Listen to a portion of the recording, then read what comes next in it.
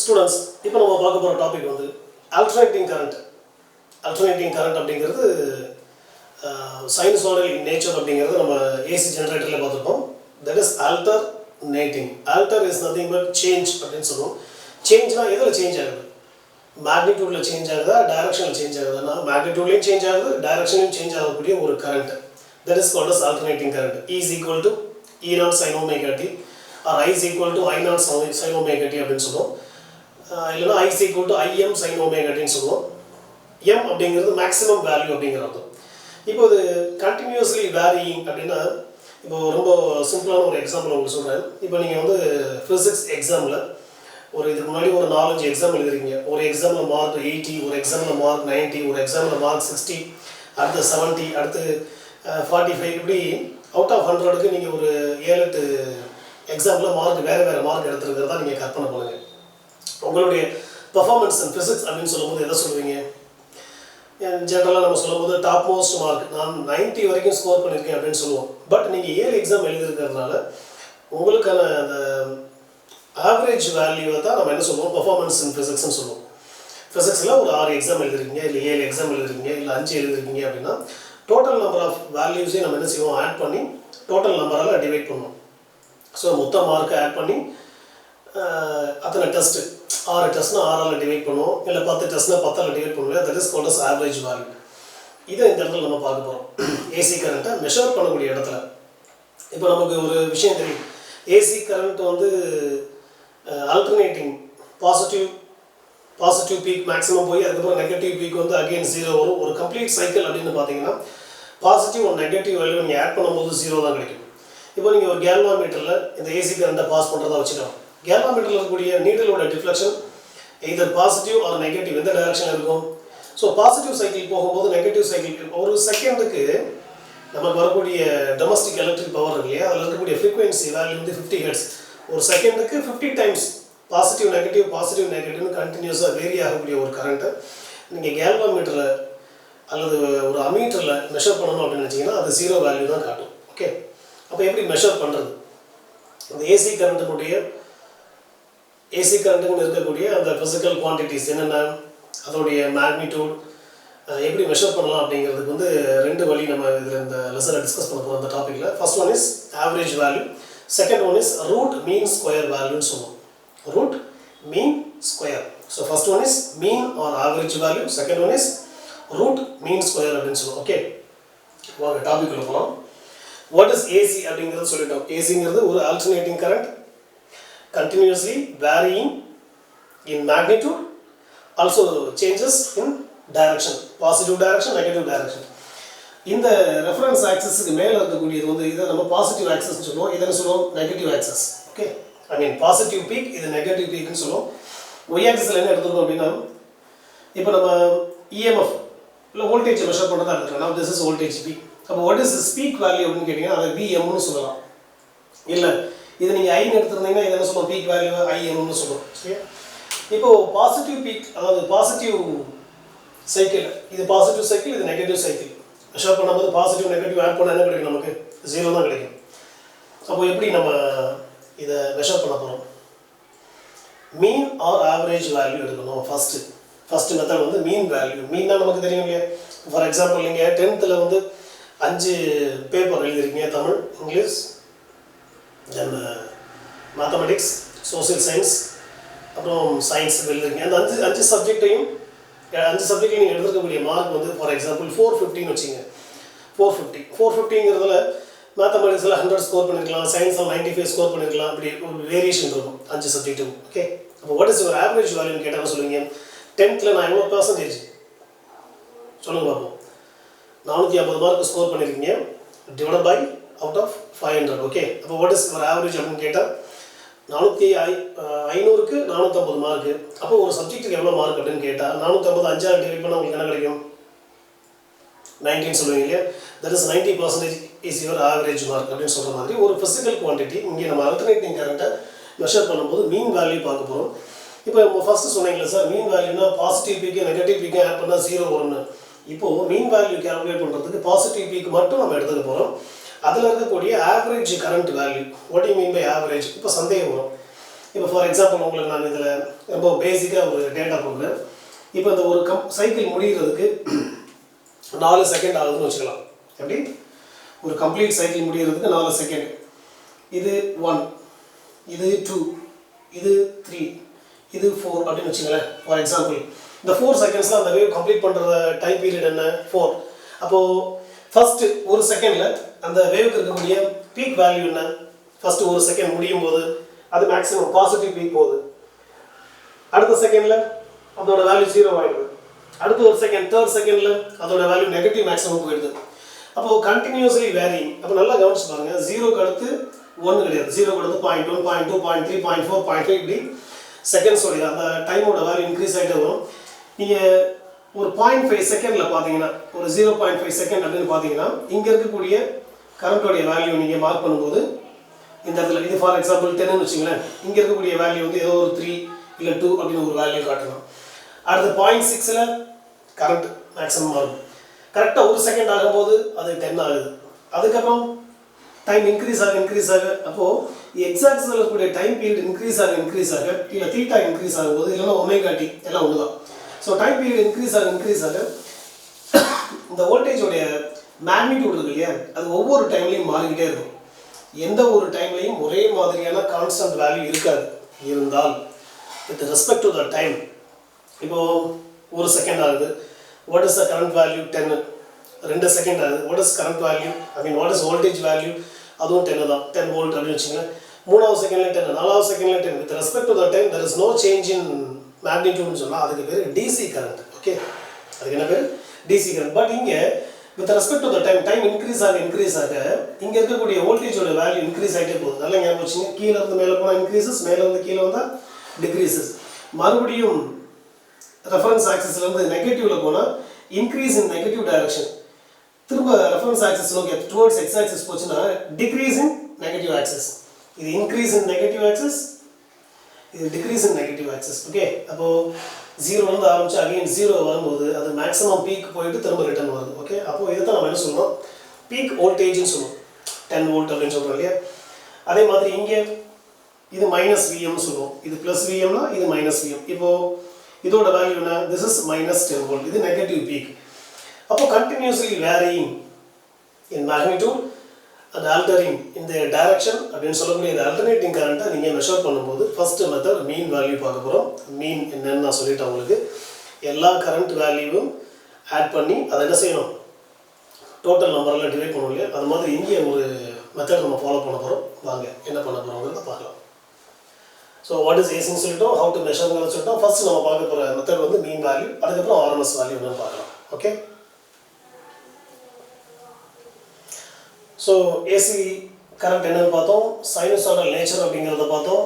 இப்போது ஃபஸ்ட் நம்ம வோல்டேஜ் பார்த்தோம்லே அதே மாதிரி கரண்ட்டுக்கான ஒரு ஆல்டர்னேட்டிங் வேவ் டயக்ராம் போட்டிருக்கேன்.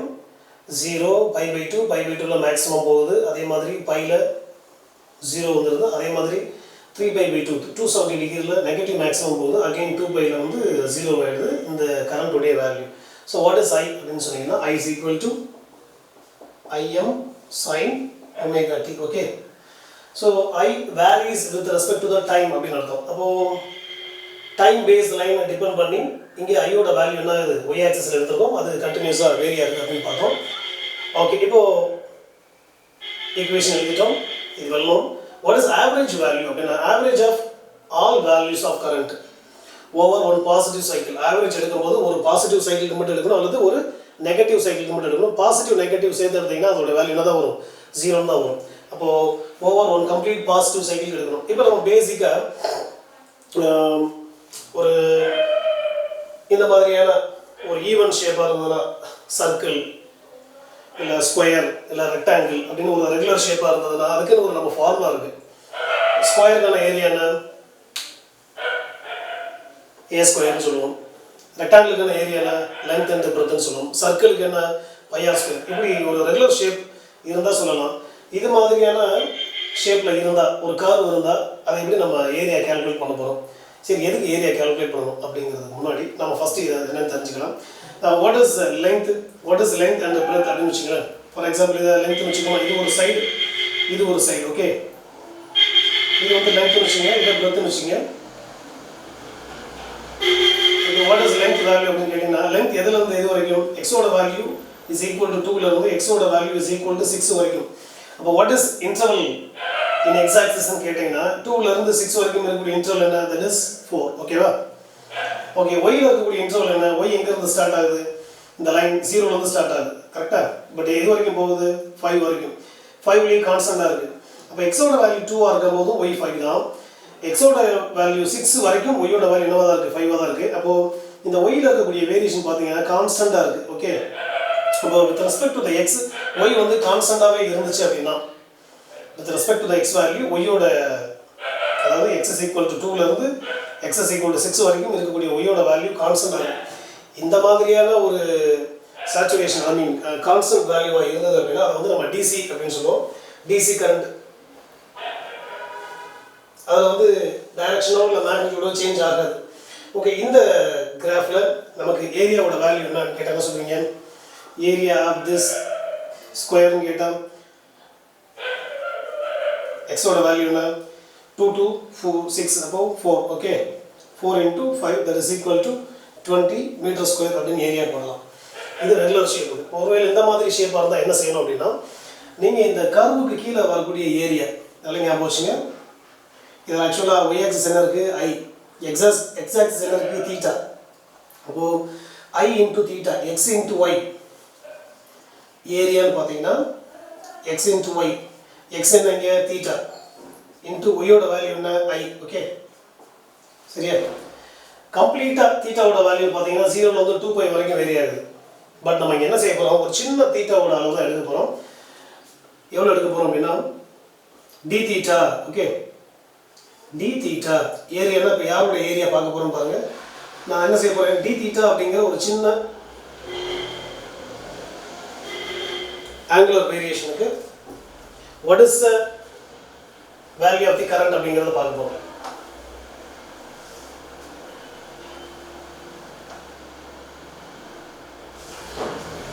இது ஒரு சின்ன ஏரியா.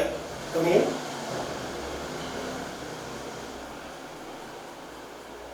இந்த ஏரியாவுக்கு கீழ இந்த லைனுக்கு கீழ கவர் ஆகக்கூடிய ஏரியா என்ன? சரியா? இந்த d3 ஓட வேல்யூ எந்த அளவுக்கு நீங்க சின்னதா எடுக்கறீங்க அதே மாதிரி ஸ்கொயர் ஓட வேல்யூ இன்னும் கொஞ்சம் சின்னதா இருக்கு. இது ஆல்மோஸ்ட் a ஸ்கொயர் நம்ம எடுத்துக்கலாம். சரியா? இதுல மிட் ஆர்டினேட் வேல்யூ எதுன்னு கேட்டிங்கன்னா இந்த y ஆக்சிஸ்ல நம்ம i எடுத்துட்டு பாத்தீங்களா? இந்த வேல்யூக்கு பேர் தான் மிட் ஆர்டினேட் அப்படினு சொல்லுவோம். அப்போ i ஓட வேல்யூ இந்த இடத்துல என்னன்னு நீங்க மார்க் பண்ணீங்க. that is i. dθ ஓட வேல்யூ என்ன வேரியேஷன்? ஃபார் எக்ஸாம்பிள் 1 டிகிரியா 2 டிகிரியா எந்த அளவுக்கு எடுத்துக்கிறீங்களோ இந்த ரெண்டையும் மல்டிப்ளை பண்ணா உங்களுக்கு என்ன கிடைக்கும்? so i into dθ கிடைக்கும். ஓகே, இதே மாதிரி நீ என்ன செய்யணும்? இந்த dθ ஓட வேல்யூ ஃபார் எக்ஸாம்பிள் ஒரு 2 டிகிரி 3 டிகிரி பாத்துறீங்கன்னு வெச்சுக்கலாம். இதே மாதிரி 0 to 180 degree first half cycle positive half மட்டும் பார்க்கணும். இதே மாதிரி அடுத்து அப்போ இந்த கர்வ் முழுக்க இந்த கர்வுக்கு கீழ கவர் ஆகக்கூடிய ஏரியா எல்லாத்தையும் நீங்க பார்க்கணும்னா area is equal to x into dy. இதுல x ஓட வேல்யூ வந்து நம்ம சின்ன பார்ட் தான் எடுத்துறோம். அதனால dθ கரண்ட் ஓட வேல்யூ அதுக்கு கரஸ்பாண்டிங்கா இருக்கக்கூடிய மிட் ஆர்டினேட் வேல்யூ இருக்கு இல்லையா? அந்த வேல்யூ i ன்னு எடுத்துக்கிட்டு இந்த ரெண்டையும் மல்டிப்ளை பண்றேன். இப்போ இது யாருக்கு மட்டுமான ஏரியா? dθ ல இருந்து dθ ல நீங்க டிரா பண்ணிருக்கக்கூடிய இந்த பவுண்டரிக்கு மட்டும் உண்டான ஏரியா. ஓகே, இது ஒரு ரெக்டாங்கிள். இதே மாதிரி அடுத்து வேற ஒரு ரெக்டாங்கிள். இந்த இடத்துல சின்னதா இன்னொரு ரெக்டாங்கிள் கூட நீங்க எடுக்கலாம். இந்த ஏரியா என்னன்னு நீங்க கால்குலேட் பண்ணுங்க. அடுத்து இதே மாதிரி கண்டினியூஸா நீங்க எடுத்துட்டு போறீங்க. இந்த இடத்துல வரையறதா கற்பனை பண்ணிக்கிறோமே. இந்த இடத்துல ஒரு ரெக்டாங்கிள் வரையறோம். சரியா? இதுவும் dθ தான். அப்ப இங்க கவர் ஆகக்கூடிய ஏரியா இந்த. அப்போ 0 ல இருந்து 180 வரைக்கும் from 0 to 180 வரைக்கும் சின்ன சின்ன dθக்கு நீங்க என்ன செய்யுங்க? ரெக்டாங்கிள் டிரா பண்ணிட்டே போங்க. அந்த ஏரியா எல்லாத்தையும் நீங்க ஆட் பண்ணுங்க. ஓகே, அப்போ இது வந்து ஒரு எலிமெண்ட்டுக்கு மட்டும். இது ஒரு எலிமெண்ட். இதே மாதிரி n நம்பர் ஆஃப் எலிமெண்ட்ஸை நீங்க ஆட் பண்றதா வச்சுக்கிட்டா டோட்டலா உங்களுக்கு என்ன கிடைக்கும்? i into θ ஓட வேல்யூ கிடைக்கும். கரெக்ட்டா? i into θ ஓட வேல்யூ கிடைக்கும். சரி, நமக்கு தேவை கரண்ட் தானே. அப்ப என்ன செய்யணும்? ஆவரேஜ்னு பாக்கும்போது average, that is I average is equal to sum of I into d theta. Okay, sum of I into d theta divided by d theta. Okay, divide by அப்போ இது எல்லாருக்கும் I into d theta-ஓட value எல்லாருக்கும் நீங்கள் some பண்ணணும் அப்படின்னா this is nothing but integral value. அது யாரால டிவைட் பண்ணணும், தீட்டாவால் டிவைட் பண்ணால் உங்களுக்கு என்ன கிடைக்குமோ that is called as I average value. Understand?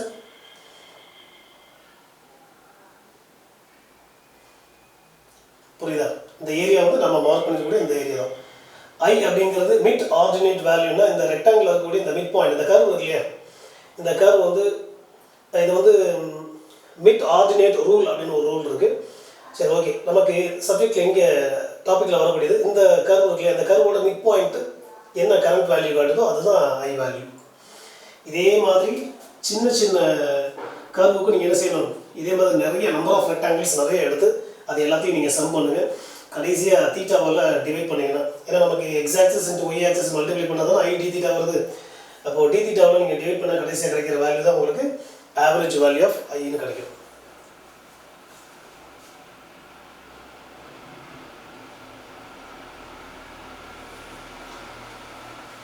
இந்த பேஸ் லெங்க்னு சொல்லுவோம். This is nothing but phase லெங்க்னா இது எக்ஸ் ஆக்சிஸ். சரியா? d theta அப்படிங்கிறது வந்து ஒரு சின்ன ஆங்கிள் கிடைக்கும். ஓவர் ஒன் கம்ப்ளீட் பாசிட்டிவ் சைக்கிள்னு சொல்லும்போது ஒரு பாசிட்டிவ் சைக்கிள் தானே பார்க்குறீங்க. அப்போ என்ன சொல்லுவீங்க, பையால் டிவைட் பண்ணும். ஓகே, d thetaங்கிறது அந்த ஒரு எலமெண்ட்டுக்கு மட்டும்தான். பையால் டிவைட் பண்ணால் கிடைக்கிறது தான் average value for one complete half cycle. இப்போ இதே மாதிரி ஒரு கர்வ் நான் ட்ரா பண்ணுறேன், அதை சின்ன சின்ன ஏரியாவாக நான் டிவைட் பண்ணுறேன். உங்களால் அண்டர்ஸ்டாண்ட் பண்ண முடியாதுன்னு பாருங்கள். ஸ்டூடெண்ட்ஸ், இங்கே பாருங்கள், இந்த கிராஃபில் ஒரு பாசிட்டிவ் ஹாஃப் சைக்கிள் மட்டும் நம்ம காட்டியிருக்கோம். அந்த பாசிட்டிவ் ஹாஃப் சைக்கிளில் ஃபஸ்ட்டு சின்ன சின்ன ரெக்டாங்கிளாக நம்ம வந்து என்ன செஞ்சுருக்கோம், அந்த கர்வுக்கு கீழே இருக்கக்கூடிய ஏரியாவை நான் வந்து உங்களுக்கு ஒரு 9 ரெக்டாங்கிள் சும்மா ஒரு இதுக்கு ட்ரா பண்ணி காட்டியிருக்கேன். எப்படி ஸ்ப்ளிட் பண்ணியிருக்கோம்னு பாருங்கள். அப்போது அதில் 9ஆவதாக இருக்கக்கூடிய அந்த ரெக்டாங்கிளுக்கு மட்டும் நம்ம ஏரியா பார்க்குறதா இருந்தால் என்ன பார்க்கலாம், that is I9 into d theta. Okay, அப்போது what is formula for I average அப்படிங்கிறத பாருங்கள். So I average is equal to average of positive half cycle.